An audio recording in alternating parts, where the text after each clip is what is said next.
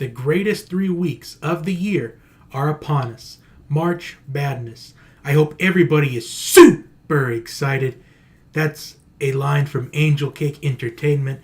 I can't do the super excited as good as he can, but subscribe to his channel. I'll leave the link of his channel in the description box down below. So he does videos, he does recaps on entertainment shows. So if you want to watch someone else's channel, maybe give something new a chance when your bracket's busting, you don't care about the tournament anymore, go check out Angel Cake Entertainment. He's getting up there in subscribers. He's almost at 1,000, about maybe 100 more away. So let's get him to 1,000 subscribers. Anyway, March Madness. So this is my 4th season doing this. The first year I had Kansas winning it all, and they lost in the Elite Eight. The second year I did this, I had Kentucky winning it all, and they lost in the Elite Eight. However, I will say though, that year when I said it was going to be UNC and Kentucky facing off in the Elite Eight, I did say though that the winner of that game was going to win the whole tournament. So I was in a way half right. So I'm not trying to justify that mistake, but I really did say that. I'll even look back in the video to prove that. I'll even find the evidence that I said that. And last year I had Villanova winning it all, and they did win it all. So hopefully I go 2 in a row this year. Well, maybe 2 and maybe a half a row, depending on how you want to look at it. So if not, that's okay. This is a fun process to do. This is the one video that I look forward to doing all year long. So inside of this folder is top secret information. Well, not really, it's just my bracket. So before we begin though, I'm very interested in everybody else's bracket. Not only that, but I am also doing the tournament challenge again this season. I'll put the link of the tournament challenge in the description box down below as well, right with Angel Cake Entertainment's channel. So without further ado, let's get to the madness.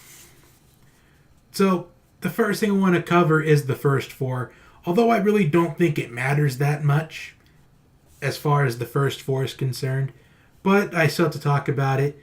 Let's start with those 16 seeds, the North Carolina Central University, North Dakota State. I don't think it really matters who wins that one. I just think that Duke will beat whoever they play. So, little spoiler alert though, but getting a little too far ahead. Although with Belmont and Temple facing off in their first 4 game, I think I would lean towards Belmont winning that one, because I just feel like Belmont, I feel like there's got to be at least one Cinderella team. Although normally a lot of the first 4 teams, there's really not that nerve when they go into the round of 64 after winning their first 4 game. We've seen Syracuse barely make the tournament, but they just win game after game after game. We saw VCU the first year the first 4 was implemented. They were part of the first 4, and they made it all the way to the final 4. Because there is the knowledge of what the tournament atmosphere for that year is going to be like before their opponent even steps onto the court. And I think the first 4, they actually have an advantage. The winners of those games, we saw Florida Gulf Coast lead North Carolina at the half in one of the years. So I think the first 4, I think it matters to make predictions. I will pick, though, North Carolina Central to beat North Dakota State in that first 4.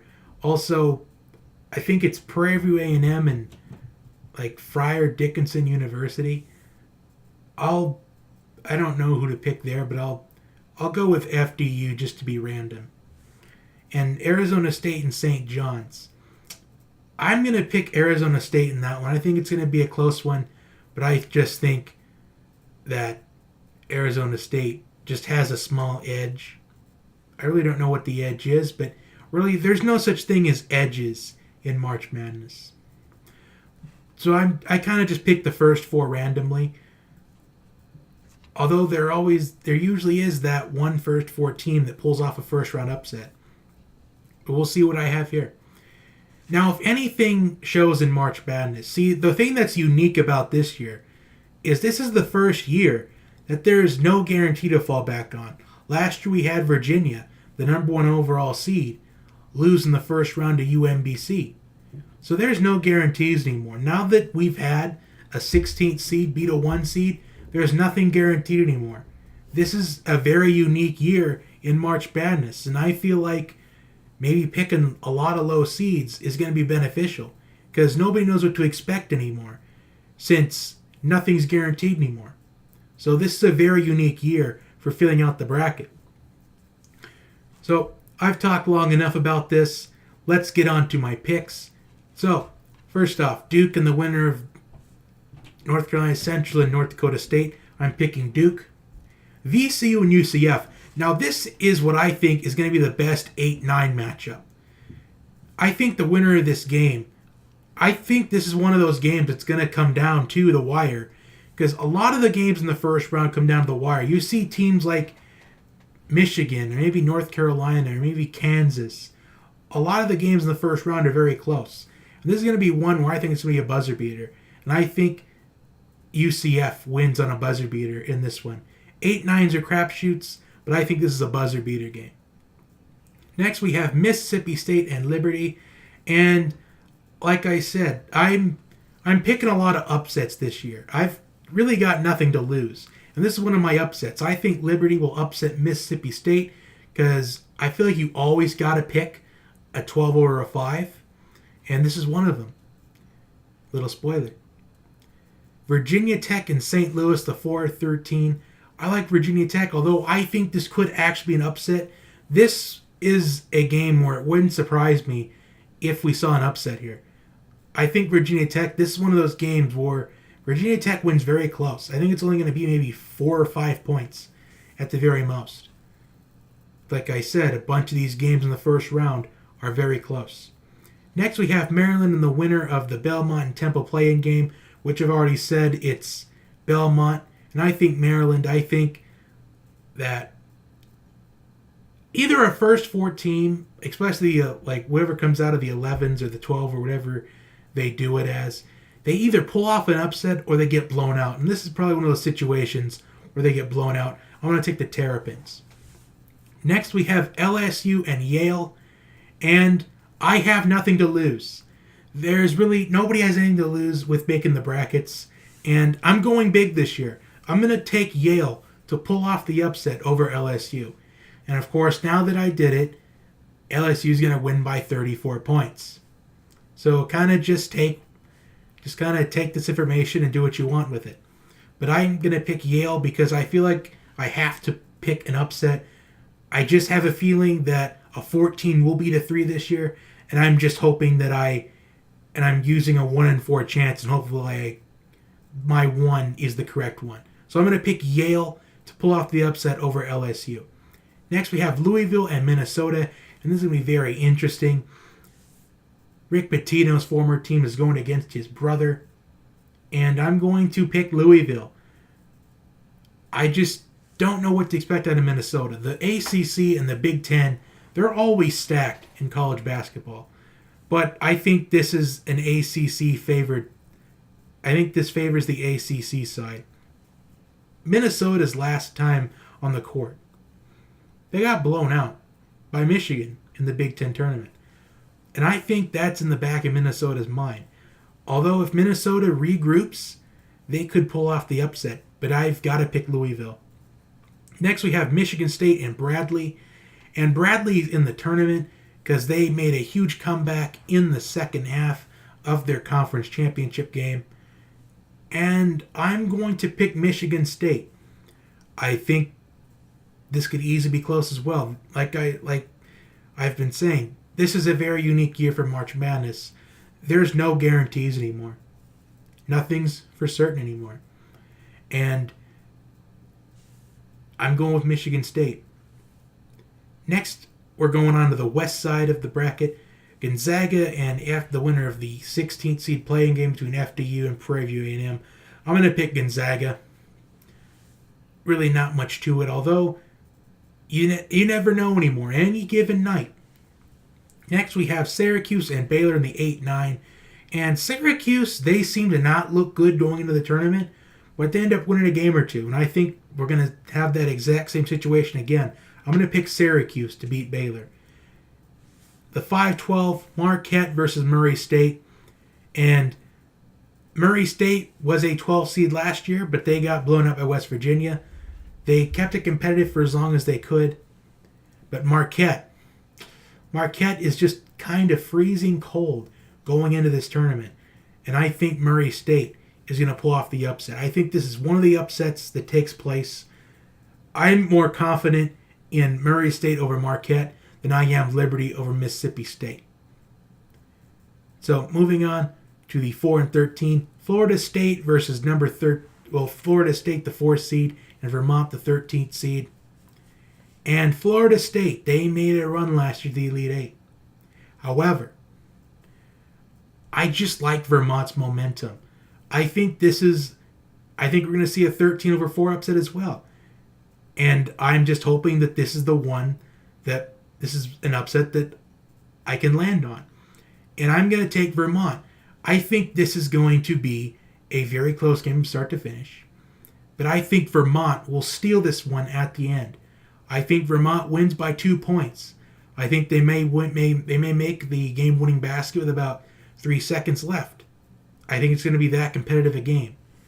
So I'm going to pick Vermont to upset Florida State. Next we have Buffalo versus the winner of Arizona State and St. John's. I've already established it's going to be Arizona State. And I'm going to pick Buffalo. Because I think Buffalo, although they're non-power conference, since they're a mid-major team, however, when you're winning games, and Houston, the same case for Houston, they've won 29, 30, 31 games. I don't care what conference you're in or what team you are. If you win 29 or 30 games in a season, you're a good team. You deserve to be in the tournament. It doesn't matter how you've won the games. Like, I don't care if you're, let's just say Duke, and you've won 32 games this year, but half of them you've played the weak portion of college basketball. That doesn't matter, because it's very hard to win 32 games in a season, no matter what team you are, no matter what conference you're in. And I think Buffalo will win this game, in my opinion. Could be close, but maybe not. I just think Buffalo has momentum going into this tournament. I think Buffalo is one of the teams that has momentum, one of the hottest teams going into this tournament. Texas Tech and Northern Kentucky. I'm going to pick Texas Tech. Although anything could be an upset. 7-10, Nevada versus Florida. I think this is all of the 7-10 matchups. They were very hard for me to pick. But I'm going to pick Nevada because Nevada has been there and done that last year. Nevada made a run to the Sweet 16, but they ultimately lost to Loyola Chicago, who made the Final Four. And I think Nevada, they're on a redemption course. Although the one thing that is for these mid-major teams, the Cinderella teams that pull off runs in a tournament, the next season, when you're in the same position, they expect it from you. And we've seen this a couple of times. Butler made the championship game as a 5 seed. And then the next year they were an 8 seed. Everyone expected them to do that. Then they made it the championship game again the next year. Wichita State made the Final Four one year. Then the next year they were the number 1 seed. People expected them to get back there because they had nearly the same team. And I think Buffalo is in that same position. Nevada's in that same position. Because I think there's pressure on Nevada as a 7 seed than maybe there is as a Tennessee who's a 2 seed or a Kentucky that's a 2 seed. Because everybody expects Nevada to at least make it back to the Sweet 16. But I think Nevada, they beat Florida here. Next, Michigan and Montana, the 2-15. I'm going to take Michigan. Moving on to the south side, Virginia versus Gardner-Webb. I'm going to take Virginia. The 8-9, Ole Miss and Oklahoma. I'm taking Ole Miss. Like I said, the 8-9s are just literally crapshoots. You just got to nearly flip a coin for those. Wisconsin and Oregon, the 5-12. I think this is going to be an interesting one as well. Oregon, they have momentum in this tournament. They are in because they won the Pac-12 tournament. And I'm going to pick the Ducks, although this is the 5-12 that I had a hard time with. I just think that Oregon, they have a little bit more momentum than Wisconsin does. This could be one of those games that are decided on a buzzer beater. In fact, at the end of the video, I'm going to go through all of the games in the first round that I think could be buzzer beaters. But I think Oregon gets the win in this one. I think this is going to be one of those games that's down to the wire, but I think Oregon steals the win. Next, we have Kansas State and UC Irvine, and I'm going to pick Kansas State. Next, we have, because Kansas State made a run last year to the Elite Eight, and a lot of their team is back from that team, so I think there's pressure on them as well because people expect them to get back to where they were. Since it's most the same team from last year that's returned to play for one more year. Next, we have the national champions, the Villanova Wildcats versus St. Mary's, and I'm going to pick Villanova. Next, we have Purdue and Old Dominion. I'm going to take Purdue. No particular reason, but I just feel like I've announced a lot of the upsets already. And next, Tennessee and Cincinnati and Iowa, the 7-10. I'm going to pick Cincinnati. I think this is a game that will come down to the wire as well. But I think Cincinnati, they have more momentum than Iowa does. Especially Cincinnati's senior leadership. I think there'll be a difference in this one. I have Cincinnati moving on. Tennessee and Colgate. I'm going to pick Tennessee because all I know about Colgate is that Colgate is also the name of a toothpaste. So I'm going to take Tennessee. On to the Midwest region, North Carolina and Iona. I'm going to pick North Carolina. Utah State and Washington. I'm going to take Utah State. Auburn, New Mexico State, the 5-12. I'm going to pick Auburn. This is the only 5 that I have moving on to the round of 32. I'm going that all in on upsets.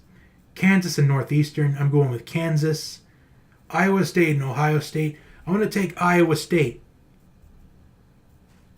Number the 3 and 14, Houston versus Georgia State. I'm going to take Houston. And Houston is in the same position as very many of these teams. Some may say it's recency bias. But I think Houston's on a mission to get back to the Sweet 16. Just imagine. Well, let's go back in time last year to the second round, the round of 32. Houston and Michigan. If that shot by Jordan Poole doesn't go in, Houston is in the Sweet 16. And who knows how far they could have gotten. Maybe they could have made the Elite Eight. Maybe they could have made the Final Four. Maybe they could have made it the championship game. Because we'll never know how far Houston could have made it if that shot by Jordan Poole didn't go in. So I think Houston is on a mission. Next we have Wofford and Seton Hall, a 7-10. Wofford is on a hot streak right now. One of, if not the hottest team in this tournament. In Seton Hall, the runners-up in the Big East tournament. And this was a tough one for me. I'm going to pick Wofford to move on. And finally, to wrap up the first round, Kentucky and Albany Christian. I'm going to pick Kentucky. So to recap the first round, I have 3 12 seeds moving on. I have 0 10 seeds moving on. So that's the one thing about my bracket that makes me a little bit concerned about myself. The fact that I picked no 10 seeds to pull off an upset over the 7. I do not have any 11 seeds moving on, which also makes me a little bit nervous. But I do have a 14th seed in Yale pulling off an upset over LSU. I'm just taking a chance on that one. That's probably going to be wrong. I do have a 13th seed in Vermont upsetting Florida State, a team that made the Elite Eight last year. So that's really all the major upsets I have. I'm just hoping that a lot of the upsets I had, they end up coming true, but they probably won't. unfortunately, because that's just the beauty of the tournament. Anyway, moving on to the round of 32, we're going to start back up on the East. Duke and UCF. I'm going to take Duke, although it would not surprise me if UCF actually did pull off that upset. Liberty and Virginia Tech. I'm going to take Virginia Tech to move on to the Sweet 16. Maryland and Yale. I'm going to take Maryland to move on. And Louisville and Michigan State. I'm going to pick Michigan State to move on. On to the west side, Gonzaga versus Syracuse. That one is going to be a competitive one. But I'm going to pick the Zags to move on. If we get that matchup might be so close, but I think Gonzaga will pull it off. Murray State and Vermont, my two Cinderella teams. But I'm going to pick Murray State because I just feel like the season deserves one of the best scorers in the tournament in Ja Morant to be in the Sweet 16. Is that the sole reason why Murray State's in my Sweet 16? No. But I just think it'd be best because we have no Chris Clements in the tournament. We have no Mike Daum in the tournament. And the best underrated scorer left, Ja Morant. Yeah, I feel like it's best if we just see him in the Sweet 16. Buffalo and Texas Tech. And here's an upset. I have Buffalo pulling off the upset against Texas Tech. That's kind of a shocking pick to a lot of people. Although it wouldn't surprise me if a lot of people did in fact have Buffalo go into the Sweet 16. I feel like they'll be a popular team that are in a lot of maybe Elite Eights or Final Fours. I feel like they're going to be a very popular team to ride with this March Madness. And Nevada and Michigan, I so badly wanted to pick an upset here and go with Nevada over Michigan. But I just... I have Michigan, but this is only my YouTube bracket, and I'll be honest, any March Madness office pool or maybe like tournament challenge pool that I join, I'm going to fill out a bracket in a different way. So I'll probably end up with maybe 18 different brackets this year. I wanted to pick Nevada, but I just think that Michigan is the better option for me to pick. Although that could go either way. Alright, going on to the South region, Virginia and Kansas State, and I feel like I'm putting myself into a trap here if I want to end up winning this tournament challenge I'm hosting, because Virginia is very notorious for bowing out in the tournament early.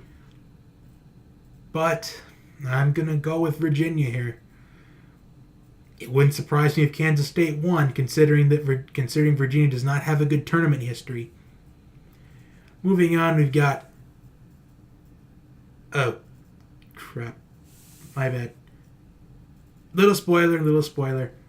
Virginia and Ole Miss, I'm going to pick Virginia. Oregon and Kansas State, I'm going to pick Kansas State. So, just a little bit of a spoiler. We're going to skip that. I do apologize. I was trying to go at it in order. I just read the wrong line by mistake. Villanova and Purdue. Well, the defending national champions. Here's two things about Villanova. One, they either win the whole tournament or they get eliminated in the second round, the round of 32. And lately, defending national champions, they seem to get eliminated in the round of 32. And I think we're going to see that again. Or at least we could. But I just had to pick a little bit of an upset. I'm going to pick Villanova to move on to the Sweet 16. I think this is one of those rare years we don't see Villanova either win the tournament or get bounced in the round of 32. I think the defending national champions, I think they advance to the Sweet 16. Next we have Cincinnati and Tennessee. This was one where I really wanted to pick an upset as well, but I'm going to pick Tennessee. Although I will make this broad and bold statement. I think whoever wins between Cincinnati and Tennessee, I think, is going to make the Final Four. So kind of take what you want with it. I think the winner of that game is going to go to the Final Four. Maybe a little bit of a spoiler as well. North Carolina and Utah State. I'm going to pick North Carolina. Auburn and Kansas. This was the worst Kansas team that I've seen in a long time. But I'm going to pick Auburn to move on to the Sweet 16. I just think Auburn has momentum as well by beating up on Tennessee in the conference tournament championship. Houston and Iowa State. I think Houston gets their justice and they get to the Sweet 16 this year. I'm taking Houston over Iowa State and Wofford over Kentucky. I think Kentucky beats Wofford. So now we're on to the Sweet 16. I'm going to skip over the South because I've already made the mistake and announced that. So Virginia moves on to the Elite Eight. And never mind, I'm going to skip that rest of it. Duke and Virginia Tech. I think Duke moves on to the Elite Eight. Maryland and Michigan State. Both these matchups in the Sweet 16 in the East region, they're conference matches. I'm going to pick Michigan State to move on to the Elite Eight. Gonzaga and Murray State. I think the run for Murray State ends here. I like Gonzaga. And Buffalo and Michigan. I'm not going to back out of picking the upset this time around. I'm picking Buffalo to move on to the Elite Eight.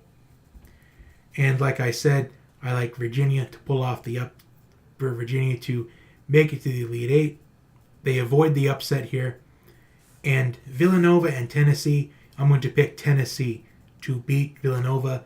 The defending champions, they get dethroned. Finishing off the round of 16, the Sweet 16, North Carolina and Auburn, I'm going to pick North Carolina.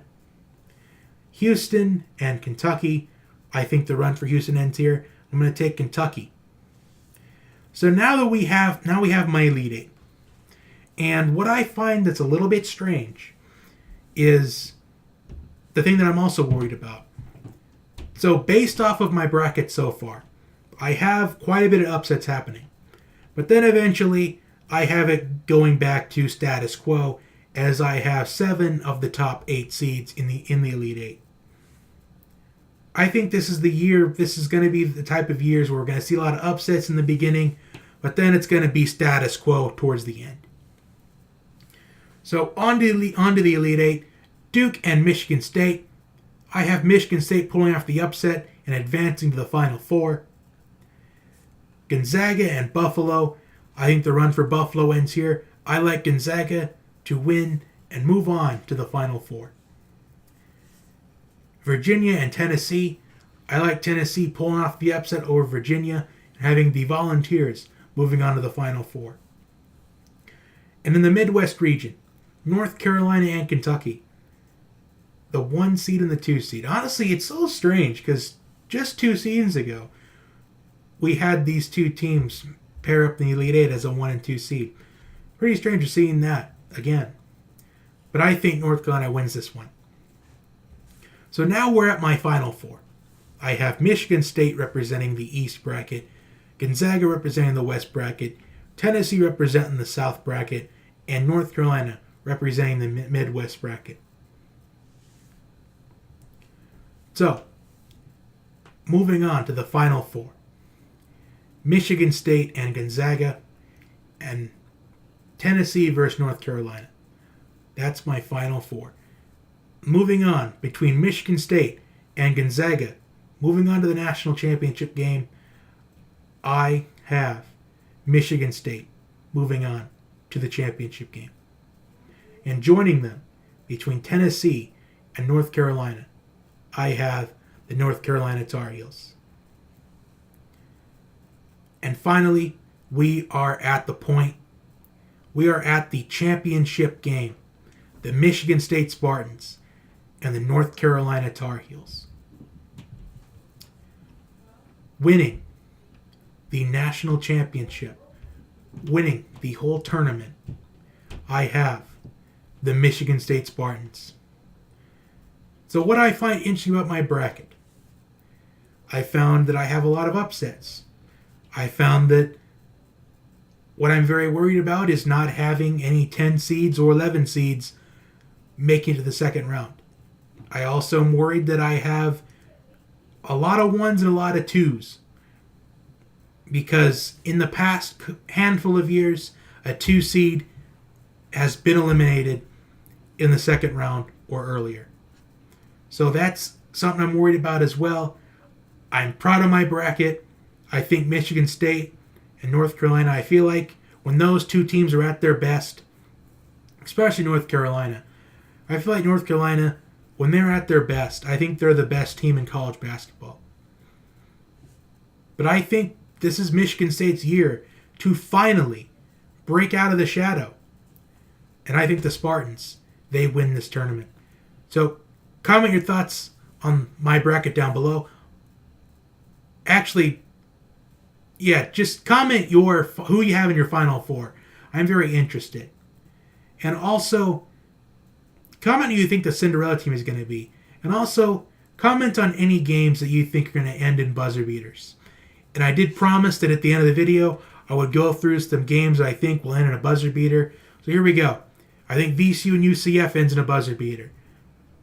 I think that Nevada and Florida ends in a buzzer beater. I think that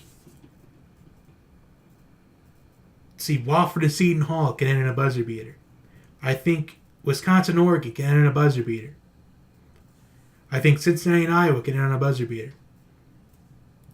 So those are just some games I think end up with a buzzer beater. Also, if you want to join my tournament challenge, link is in the description box down below. I'll also pin it in the comment section. So thank you for watching this whole thing. It really means a lot. I look forward to the tournament. I hope you are as well. This video means a whole lot to me. It means a lot that everyone took time out of their week to check out my picks. I really appreciate it. Like, share, and subscribe, and I will see you next time.